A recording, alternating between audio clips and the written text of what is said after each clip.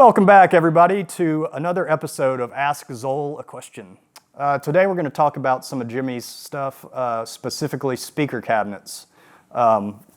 And we use a lot of different speaker cabinets because some speaker cabinets sound better with certain amps. Some are more efficient or less efficient. You know, some have a specific use, like in certain size venues. So that's what we're going to talk about today, and sort of give you sort of the method behind the madness, as we say in the business. Anyway, here we go. So this is a Bassman, Fender Bassman head. It's a 1964 Fender Bassman, and it's about 40 watts. So it's one of our lower wattage amps that we use. And then we're going into a 4x12 cabinet that is loaded with 2 JBLs and 2 Altec speakers. So what's nice about this is those speakers have a really nice clear sound, and so they work a little bit, and they're more efficient, so they work really well with this lower wattage amp because they don't distort, the speakers don't actually distort, so you get the sound of the amp. So I'll do a little bit of playing and you can hear kind of the range. This will be without the overdrive pedal, but the range of tones you can just get with just the volume pedal. So you can go from clean stuff add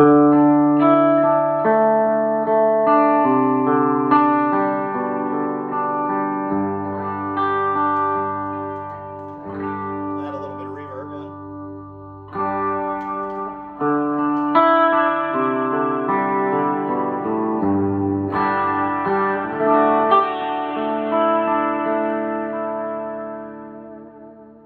It's got a nice, you know, real full, nice clean sound that's got a lot of detail. So yeah, now I'm going to turn up the volume pedal a little bit more and kind of get like a crunchier kind of tone.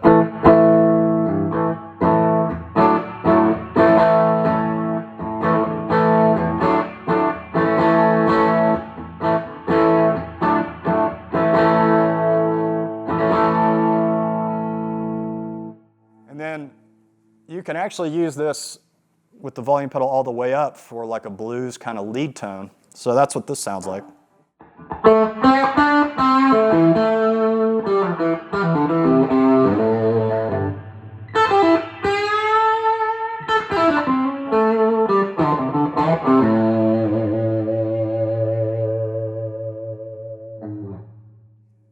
You can hear how it almost went into like a harmonic feedback thing there at the end, which is really cool.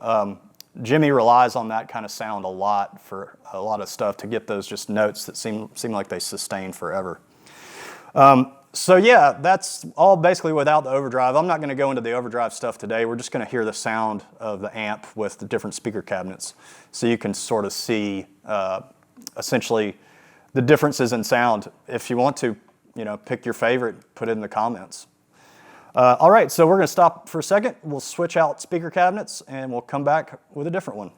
All right, so the next cabinet we're going to look at is this MesaBoogie 212 cabinet. This is actually one of Mikey's old cabinets, and we use it occasionally for small, very small theaters and stuff like that. The 212 gives you a little bit less volume, and but the cool thing is that these speakers are really, really efficient. They're like 200-watt speakers, and they're really clear, and they have a nice low end to them.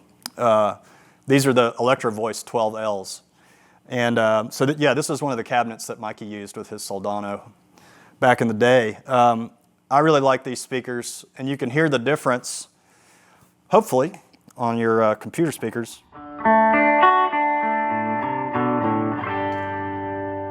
Add in a little verb. They're a little cleaner. They're not as colored sounding. They're uncolored, I guess. They have a little bit more even response, and there's no like, doesn't seem like there's any kind of frequency that's accentuated.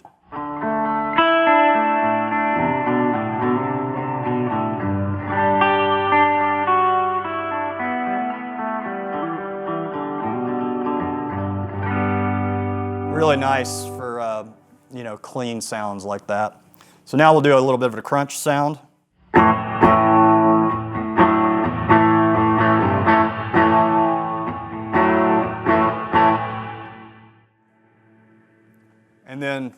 do it full out on the volume pedal here.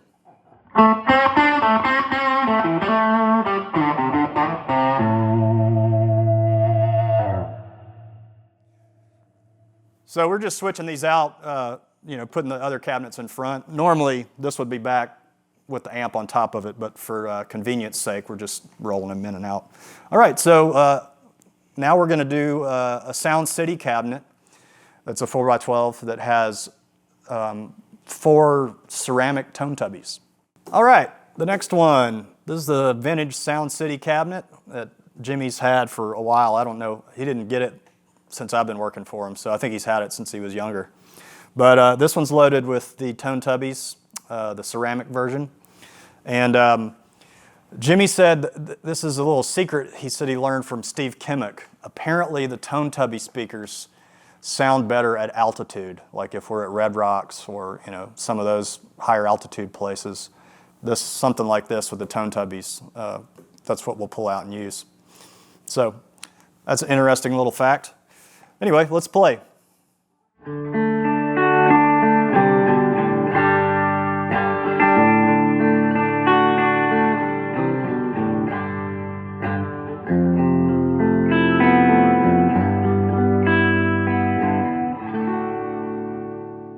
That's our clean sound. There's a little crunch for you.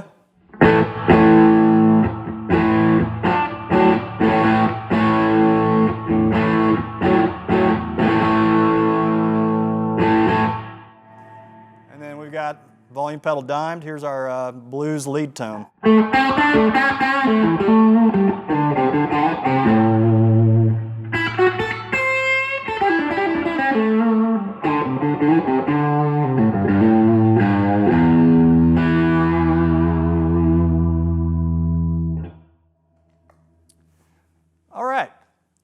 We'll pause here for a minute, switch another one out. The next one's going to be a tone tubby, the Alnico version in a 212.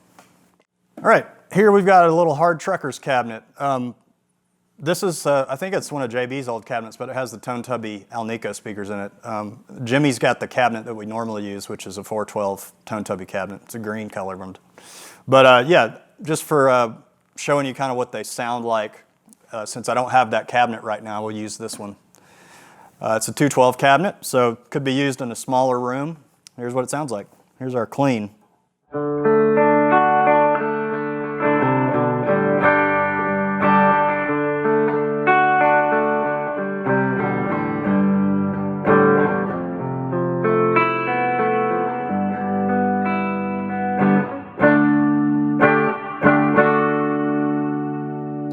right, we'll go for a little crunch now.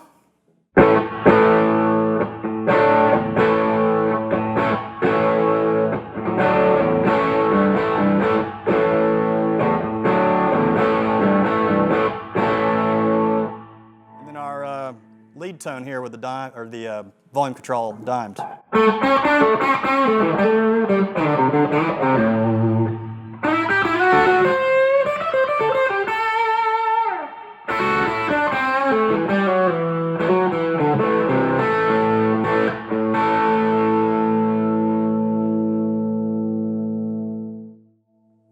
Yeah, those are the Alnico tone tubbies. All right, so now I've switched out the amp head for a 100-watt amp. This is a Homestead, and this is a pretty powerful amp. I think it's around 100, 120 watts or something, so it's got more headroom, and it also has a little bit more of that Fender bite kind of sound in the high end. So let's see what this one sounds like. We're gonna, this is an amp that we would use more in a larger venue, like an arena or outside or something where we need more, basically just more power. Particularly outside, the sound just sort of goes out in the air. It doesn't bounce off any walls or anything like if you were in a theater. So typically, we would typically use a larger amp for a larger venue just to deal with that sort of phenomenon. But yeah, let's hear what this sounds like. You'll hear that kind of Fender-y kind of bite in the high end when I play some of this clean stuff.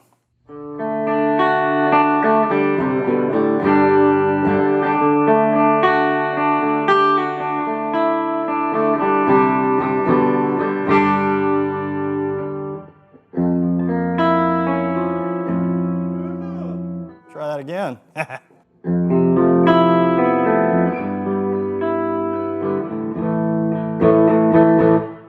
There's a little crunchy sound.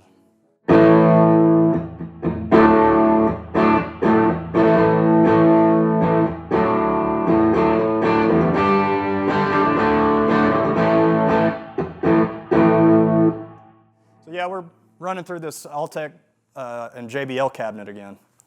Yeah, let's see what our little sort of blues kind of lead sounds like.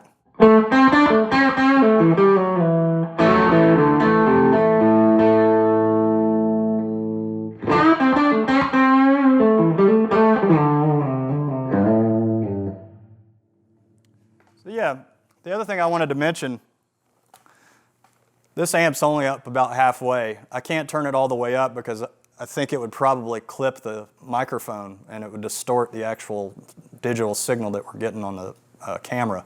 So this amp has a lot more left in the tank. It's got a lot more juice left. So it's not as loud as it would be if we were on a bigger stage. But yeah, we're just in the warehouse right now. So yeah, the next thing we'll do is something that we do sometime in Mexico. I don't have a Marshall amp right here, but I do have a PRS amp that's based off of a Marshall Plexi. So I'm going to plug in 2 cabinets, and we do this in Mexico because the amps that we get from the backline company down there are Marshall 100-watt amps, but the cabinets are also Marshall 100-watt cabinets. So Jimmy's afraid of blowing speakers up on gear that is not actually his. So we plug in 2 cabinets just to kind of spread the the power of the amp out a little bit. So yeah, we'll get that plugged in and we'll be right back. All right, everybody, we've set up our 2 speaker cabinet rig here. We've got a PRS 100-watt HXDA, sort of like a Marshall-y type of amp.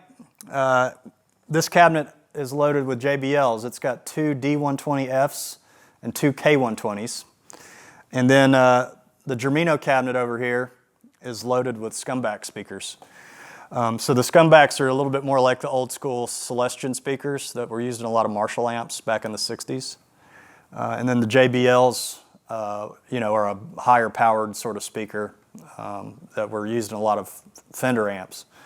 But the idea behind this is to spread out the wattage of the amp into 2 speaker cabinets. We started doing this in Mexico because we had a 100-watt amp and then going through a 100-watt cabinet. So we didn't want to risk blowing up speakers in the 100-watt cabinet, so we ended up using 2 speaker cabinets. So you spread out the wattage between the 2 cabinets. And it's nice, you can mix and match a little bit. Usually what we're trying to do is get the sort of woodiness and the kind of mid-range kind of grunt from the Scumbag speakers, and then all the high-end articulation and bite of the JBLs. And so the front of house guy will mic each cabinet, then he can level those out and mix them in however he wants to use them. So yeah, well, let's hear it. Here's our clean sound.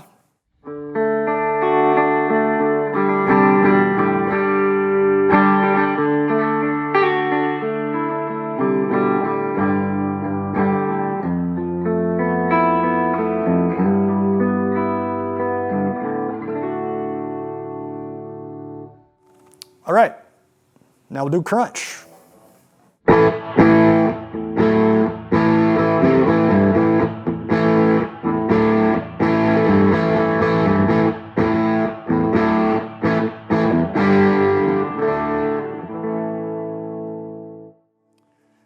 All right, let's hear our lead tone now.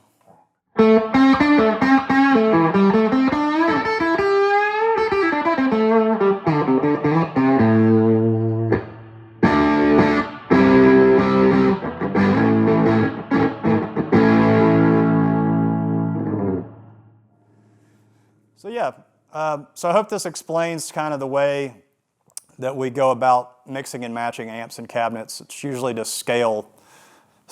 use larger amps to scale up for a bigger venue, or if we're playing in a smaller theater, we'll use lower wattage amps, sometimes go down in the amount of speakers and use a 212. But yeah, so all those sounds that I'm getting, all I'm doing is manipulating the volume pedal. If you didn't have a volume pedal, you could do the same thing with the volume control on your guitar. But it's kind of neat because it's sort of seamless. You don't have like different pedals to get different sounds. It's all those sounds are in the amp. All you do is you're controlling the volume from the guitar that the amp is seeing. And yeah, it's just kind of one of the things Jimmy's been doing for a while now is using these non-master volume amps and just turning them up really loud so he can get all those different shades, in between shades of clean to overdrive to distortion. And then we didn't do anything with the Hughes and Kettner Tube Factor, the overdrive pedal that Jimmy uses. These were just sounds that are straight, plugged into the amp through a volume pedal. And yeah, it's kind of an old school way to do it, and but it works for Jimmy. So, all right. So now we're going to talk about a little special tidbit here. We're going to talk about when Jimmy actually does use effects pedals. Aside from the Hughes and Kettner and the volume pedal, he doesn't really use any effects other than the reverb that's coming through the orange cabinet. So basically, it's just stereo reverb and overdrive. And then just whatever the volume, whatever you can do with the volume pedal. But sometimes he does use a wah pedal. If there's a cover song or something that needs that sound on it, we use a wah pedal. I just borrow one of JB's wah pedals. They're Vox, straight off the shelf, other than the chorus switch modification for the JC120, but that plays no part in what Jimmy does with them. So yeah, here's our clean sound. I've got the... This is just the neck humbucker, and it's coil tapped, so kind of to emulate like a Strat or a Tele single coil. Sounds better to me for wah pedal stuff.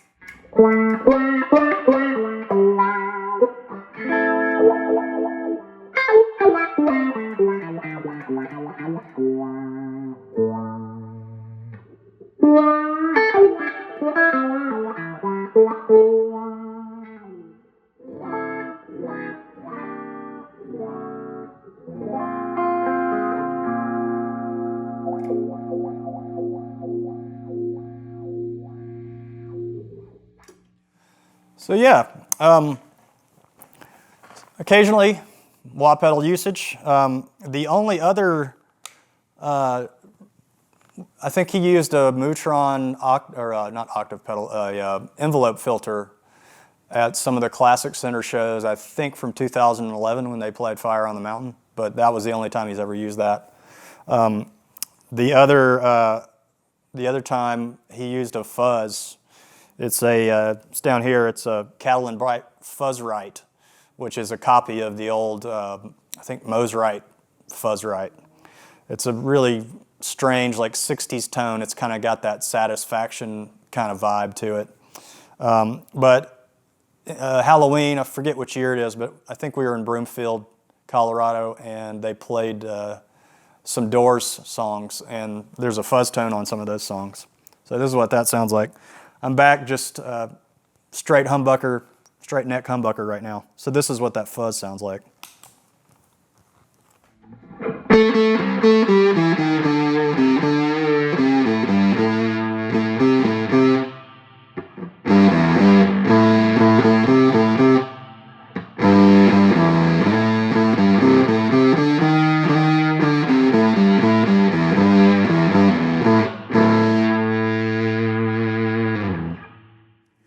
Yeah, you can hear it has that real 60s kind of vibe to it. But yeah, we don't really have effects in line very often. Jimmy's kind of goes for the more of a purist approach, where it's just a really good guitar, really good amp, and then an overdrive. The volume pedal acts as kind of a variable gain pedal almost for the amp. All right, so the other amps that we use occasionally are these Fuchs amps. When I started, Jimmy was using the TDS, which is a triple drive Supreme. It has 3 channels. But we started using these, I don't know, maybe a year or so into when after I started working for the guys. This is the Overdrive Supreme. It's just a 2-channel switching amp, so it has a clean channel and a dirty channel.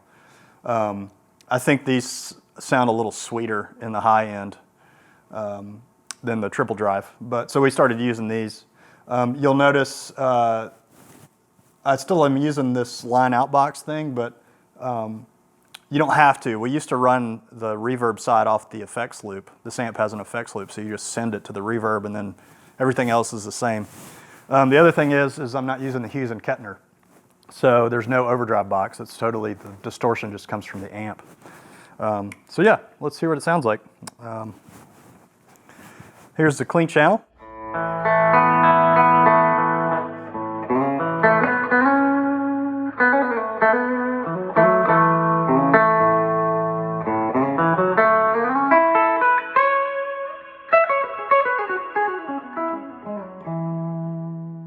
Add a little bit more verb.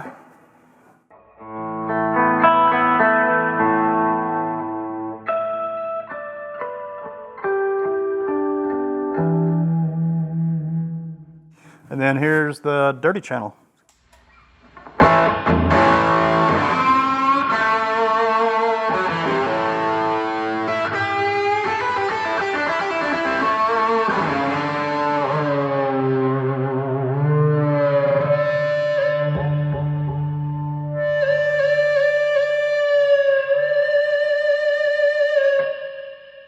So yeah, it's a pretty cool sounding amp. It's nice because you can get that raging distortion sound at a little bit lower volume because this amp has a master volume. But yeah, these Fuchs amps are awesome. I really like the way they sound. Somebody was asking how long it takes to sweep up the brass from Jimmy's solos. And it doesn't take that long, but we use these bags. They're specially made for you know, guitar virtuosos. And so this is what we use for that. But yeah. We want to thank everybody for their generosity. I think at this point that we're filming this, we've raised a little bit over $8,000 for Feeding America. So thank you for your generosity. All right, thanks everybody for watching our gear video. But the real reason we're doing these videos is because we want to let you know about a charity called Feeding America. Feeding America is a national network of 200 food banks and 60,000 food pantries and meal programs dedicated to fighting hunger in the United States. For over 40 years, Feeding America has responded to the needs of people struggling with food insecurity. If you are able, we would ask you to donate to this organization that does so much good work in communities across this country. A link to Feeding America is in the description below this video. Thank you, and be well.